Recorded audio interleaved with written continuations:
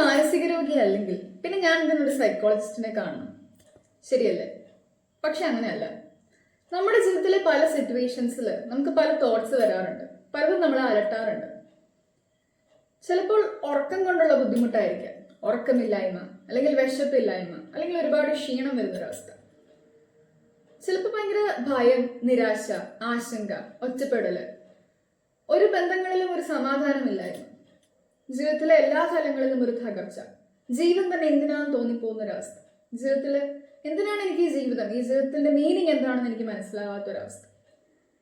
ചിലർക്കൊന്നും ഉറക്കെ കരയാൻ പോലും പറ്റാറില്ല, അല്ലെങ്കിൽ ഒന്നും ഉറക്കെ ചിരിക്കാൻ പോലും പറ്റാറില്ല. അങ്ങനെയുള്ള അവസ്ഥകളിലൂടെ കടന്നു പോകുന്നവരാണ് നിങ്ങളെങ്കിൽ മറ്റുള്ളവർ എന്ത് വിചാരിക്കും അല്ലെങ്കിൽ ഒരു നാണക്കേട് വിചാരിച്ച് ഉറപ്പായിട്ടും ആരോടും ഇതിനെക്കുറിച്ച് തുറന്ന് സംസാരിക്കാതിരിക്കരുത്. നമ്മൾക്കൊരു തലവേദനയോ പനിയോ വരുമ്പോൾ നമ്മൾ അതിന് ട്രീറ്റ്മെന്റ് എടുക്കുന്നത് പോലെ അല്ലെങ്കിൽ വീട്ടിലുള്ള ഒരാളോട് അതിനെക്കുറിച്ച് ഷെയർ ചെയ്യുന്നത് പോലെ മാനസികമായിട്ടൊരു ബുദ്ധിമുട്ട് വരുമ്പോഴും അതേ ഇമ്പോർട്ടൻസോടെ അത് ഷെയർ ചെയ്യാൻ നിങ്ങൾക്ക് സാധിക്കണം. ഇല്ലെങ്കിൽ നമുക്ക് നഷ്ടപ്പെടുന്നത് നമ്മുടെ ലൈഫ് തന്നെയാണ്. മാനസികമായിട്ടുള്ള ബുദ്ധിമുട്ടുകൾ നമ്മൾ ഷെയർ ചെയ്യാതെ ഇരുന്നാൽ അതിനൊരു ലിമിറ്റ് ഉണ്ടാവും. ആ ലിമിറ്റ് ക്രോസ് ചെയ്ത് കഴിഞ്ഞാൽ പിന്നെ ഫിസിക്കലി നിങ്ങളെ ഓരോ കാര്യങ്ങൾ ബാധിച്ചു തുടങ്ങും. ഒരുപക്ഷെ ഡോക്ടറിന്റെ അടുത്ത് പോയാൽ അത് എന്തുകൊണ്ടാണെന്ന് നിങ്ങൾക്ക് മനസ്സിലാകത്തുകൂടിയില്ല. അതിൻ്റെ ഉറവിടം നിങ്ങളുടെ മനസ്സിലായിരിക്കും.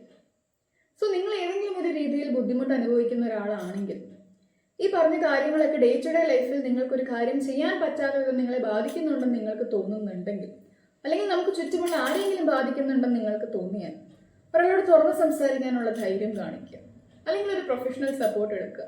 നിങ്ങൾക്ക് മുന്നോട്ട് ജീവിക്കാനുള്ളൊരു ഊർജ്ജം അത് തരും. അതുകൊണ്ട് മറ്റുള്ളവർ എന്ത് വിചാരിക്കുമെന്ന് വിചാരിച്ചാൽ നിങ്ങൾക്ക് നഷ്ടപ്പെടുന്നത് നിങ്ങളുടെ ലൈഫ് തന്നെയാണ്. നിങ്ങളും ഇമ്പോർട്ടൻ്റ് ആണ്.